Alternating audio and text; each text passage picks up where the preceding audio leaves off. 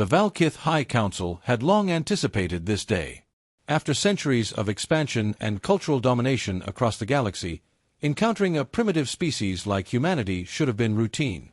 Their data suggested a low-level technological civilization, bound by petty conflicts and resource scarcity. The fleet assembled at the edge of the Sol system was composed mostly of diplomatic vessels, backed by a few warships for formality. Ambassador HFY, adorned in the flowing crimson robes of Val'kith diplomacy, stepped aboard the flagship, confident that the mission would be concluded within a day, perhaps 2 at most. Upon arrival in Earth's orbit, their ships initiated passive scans. What they found confused them. Earth's atmosphere crackled with a storm of electromagnetic signals, a chaotic tangle of languages, frequencies, and data. Instead of a primitive planet, they were met with a cacophony of human life. Broadcasts of music, arguments about politics, children laughing on live streams, countless terabytes of raw human culture bleeding into space. It was overwhelming. Still, HFY pressed forward.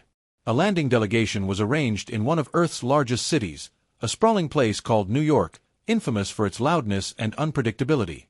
Descending in their gleaming silver crafts, the Val'kith expected reverence, silence, maybe fear.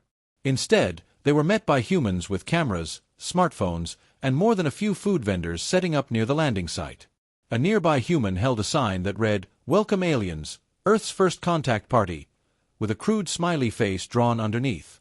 HFY was momentarily paralyzed. This wasn't the reception of a cowed species. This was celebration. Worse, it was mockery. He stepped forward, flanked by his elite guards, and was immediately swarmed by reporters shouting questions in dozens of languages. One human journalist wearing jeans and a bright yellow jacket shoved a microphone close and demanded, "Hey, you guys into EDM or K-pop?" Baffled, the ambassador tried to engage with their leaders, only to find that humanity had sent a committee of random diplomats, scientists, and artists. The humans greeted them with casual handshakes, claps on the back, and jokes about sci-fi movies.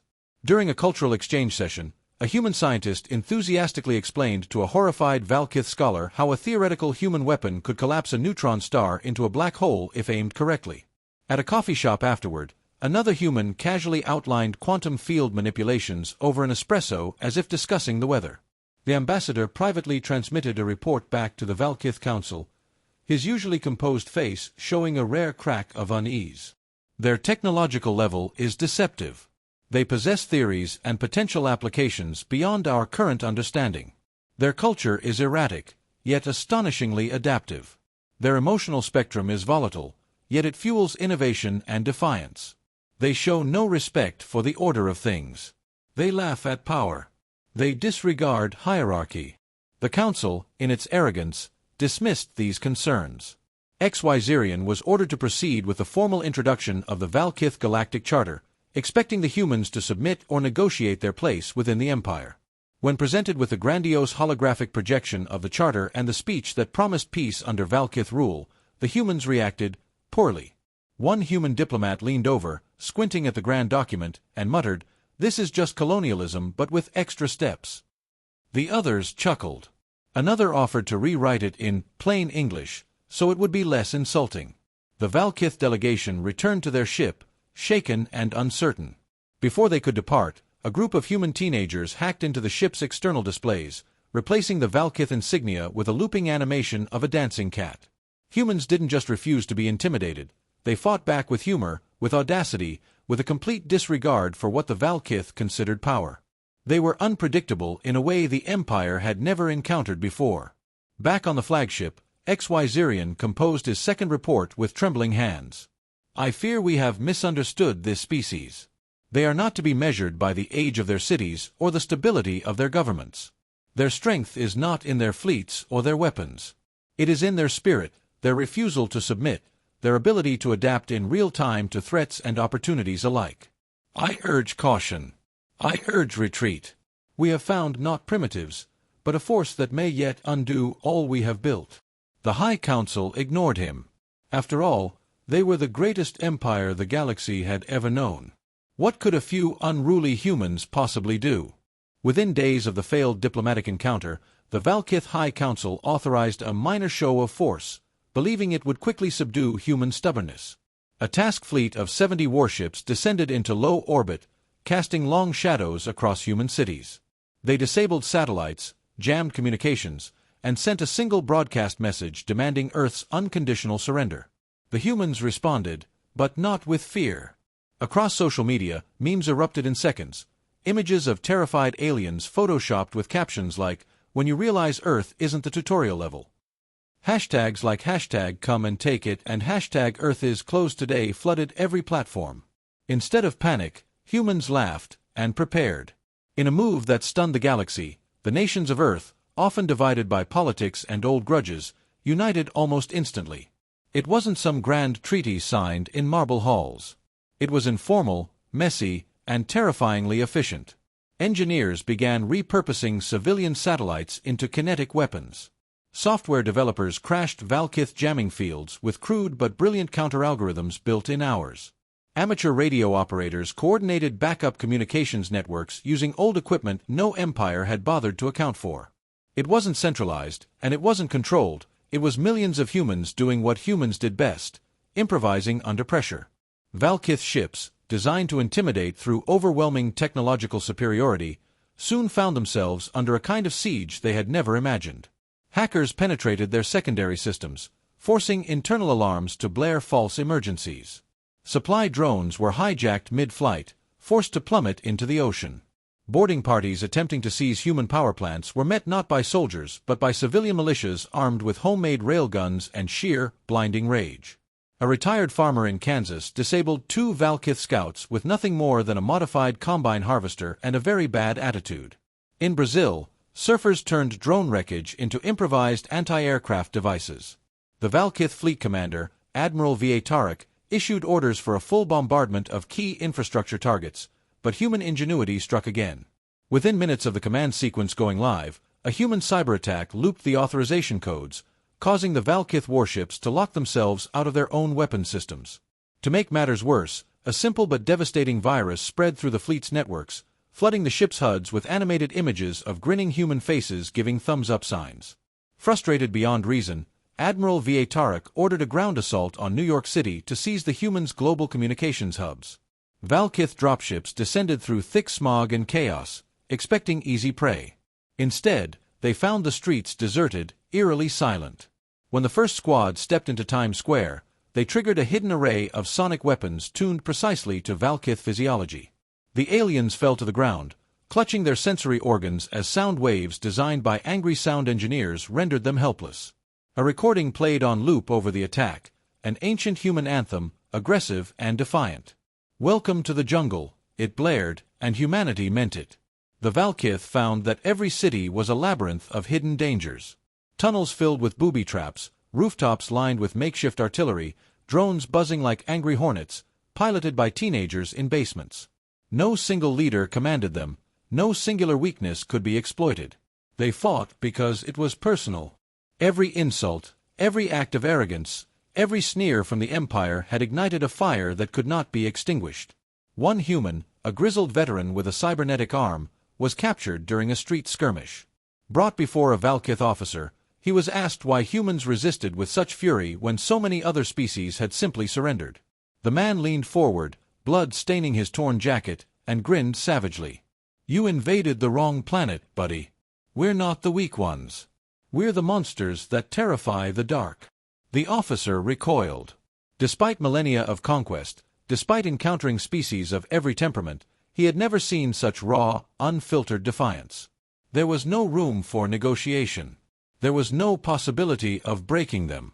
Humanity had looked the galaxy's most powerful empire in the eye, and laughed. Back aboard the flagship, Admiral Val'kith watched live feeds of the chaos with grim horror. His crew was in disarray, morale crumbling. Reports flooded in, entire battalions wiped out by irregulars, ships grounded by hacked landing beacons, fleet communications hopelessly compromised. Earth wasn't just resisting. Earth was winning. Not through superior firepower or ancient wisdom, but through sheer, relentless human refusal to kneel. The Admiral realized then what the High Council had refused to accept. Humanity was not just another conquest. They were something else entirely. Something far more dangerous. Something the galaxy should fear. Weeks dragged into months, and the Val'kith Empire's situation worsened. They had underestimated Earth on every front. Supply lines were shredded by guerrilla raids. Advanced weaponry, once thought invincible, was being stripped down and reverse-engineered in human black markets. Every foothold the Empire managed to seize turned into a meat grinder, and still, Earth's people fought like creatures possessed. In the ruins of Paris, Val'kith warlords tried to establish a base of operations, only to be surrounded by loosely organized groups of civilians wielding jury-rigged explosives and centuries-old firearms that should have been obsolete, but weren't. Human adaptability was endless. What the Val'kith called chaos, humans called Tuesday. A group of human scientists, working out of a hidden lab in what remained of Tokyo, began modifying Earth's own viral pathogens to target Val'kith physiology. Not to kill, no, that would have been merciful, but to weaken, disable, disorient. Soon, Val'kith soldiers found themselves succumbing to mysterious illnesses that left them trembling, confused, unable to even stand without support. The virus didn't spread to humans. It was too specific, too deliberate. The message was clear: you are not safe here. Meanwhile, human culture itself became a weapon. The Val'kith couldn't comprehend it. Songs, memes, movies, and old Earth myths flooded their intercepted communications, seeding doubt and fear. Soldiers hesitated to enter abandoned structures marked with simple graffiti, crude, grinning skulls, words written in blood-red paint, "We are already inside." Some Val'kith officers began reporting hallucinations. They claimed to see human faces leering at them from the shadows. Paranoia spread faster than any virus, and entire divisions broke down without a single shot fired. In the underground remains of what used to be Berlin, a pivotal encounter took place. A young human woman, barely more than a teenager, intercepted a Val'kith ambassador seeking to negotiate a local ceasefire. She was dirty, bruised, wearing a jacket several sizes too large and clutching a battered old rifle. When the ambassador, towering over her, gleaming in regal armor, asked why humans refused to simply submit and avoid annihilation, she just laughed. Not a giggle, not nervousness. A full-throated, deranged laugh that echoed through the empty corridors. "We already died 1,000 ways before you even showed up," she said, her voice cold and certain. "War. Oppression. Genocide.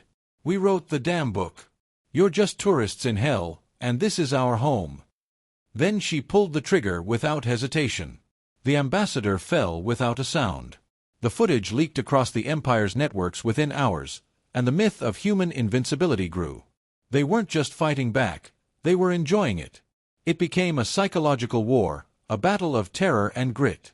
Earth had transformed into a nightmare world where every shadow could hide an insurgent, every smiling child could be a spy, every broken drone a bomb waiting to detonate. Back in orbit, Admiral Val'kith convened a desperate war council. The fleet's numbers had dwindled to half. Requests for reinforcements went unanswered. Back home, the council debated whether Earth was worth the cost. His commanders presented options: orbital bombardment of major population centers, scorched Earth tactics, biological warfare. Each was discarded as quickly as it was suggested. Not because the Val'kith were merciful, but because they knew, deep down, it would change nothing. Humanity had crossed some invisible line. Fear would not tame them. Death would not break them. Every blow would only make them more ruthless. The Admiral leaned back in his chair, exhaustion carving deep lines into his features. He had seen mighty worlds fall in the past. He had conquered star systems with a glance. But never had he encountered a species like this. Humans were predators wrapped in the skins of prey. They hid their claws behind smiles, their fangs behind diplomacy. And when those masks came off, there was nothing left to reason with, only raw, furious survival. One of his aides, younger and still clinging to hope, suggested requesting an armistice under the guise of mutual respect. The Admiral almost laughed. Mutual respect. They had tried to conquer Earth. No, humanity would never forget. They would never forgive. If the Val'kith sued for peace, the humans would not offer mercy. They would smile and finish what had been started. On the ground, humans continued their relentless march. They didn't need advanced armor or genetically engineered soldiers. They had stubbornness. They had rage. They had history. In a crumbled New York alleyway, a group of teenagers scrawled a message on a broken Val'kith dropship. It was simple, unpolished, and deadly sincere. "You started this. We'll end you." Beneath it, they spray-painted a small human skull, grinning. The Val'kith High Council was now in disarray. As news of their fleet's crippling defeats and the mounting resistance on Earth continued to pour in, panic spread among their ranks. The once unshakable empire now found itself on the edge of annihilation. One by one, the ambassadors, generals, and noble families suggested desperate measures: turn Earth into a wasteland, eradicate all human life with the full might of their technological superiority. But the deeper they looked into the humans' actions, the more their confidence crumbled. The Val'kith realized this wasn't about conquest. This was about survival. And it wasn't just Earth that was in danger. Admiral Val'kith sat in his dimly lit command center, looking over the tactical reports of what remained of his fleet. Their weapon systems were compromised, their communications hijacked, their supplies dwindling. But it wasn't the technical failures that bothered him most. It was the human resilience, their refusal to stop. They didn't even fight with honor or traditional strategy. They fought with guts and chaos. And they were winning. "Prepare the fleet for final deployment," he muttered. The desperation was in his voice. The plan was set in motion. Val'kith was going to deploy a massive bombardment, one that would turn Earth into a smoldering ruin. If humanity wouldn't submit, they would be wiped out, eradicated for the good of the galaxy. The Val'kith were tired of the endless frustration, the humiliation of losing to a species so unrefined. But before that final act could occur, something unexpected happened. The humans, the same ones who had cracked their technology, made a mockery of their weapons, and shattered their empire's pride, reached out. It wasn't a threat or an ultimatum. It was a simple transmission, broadcasted across every available Val'kith channel, directly to Val'kith's fleet. The signal was clear, demanding his attention. HFY, the Val'kith ambassador who had failed in his first diplomatic mission, stood silently at Val'kith's side as the admiral received the transmission. The image flickered onto the main screen, a human, unremarkable in appearance, wearing a tattered military jacket, standing in what looked like a dilapidated bunker. Her face was covered in dirt, and her eyes glinted with a cold, unwavering intensity. The Val'kith had expected another deranged warlord or radical leader, but instead, this was someone whose very presence exuded quiet power. "Admiral Val'kith," the human spoke, her voice calm but sharp as a blade. "You've destroyed our cities, killed our people, and devastated our lands. But you've made a grave mistake. This isn't your victory. This is ours." The image of the woman shifted to a screen of rapidly changing scenes. Human civilians pushing forward, fighting with everything they had, reshaping their tactics with every failure. Resistance fighters, hackers, engineers, artists, they weren't an army. They were a planet, united in chaos, defiance, and creativity. The message was simple but devastating. "This isn't a war. It's a cultural reckoning," she continued, her words cold with purpose. "Your empire wasn't built on intelligence, or wisdom, or fairness. It was built on subjugation. You tried to force us into a mold. You thought we'd bend. But you underestimated us. And now, you've done something worse than just wage war. You've made us fearless. The last thing you should have ever done was make us fight back. Now, you'll regret it." The transmission ended abruptly, leaving the Val'kith in stunned silence. HFY's face remained unreadable, but he couldn't deny the truth of her words.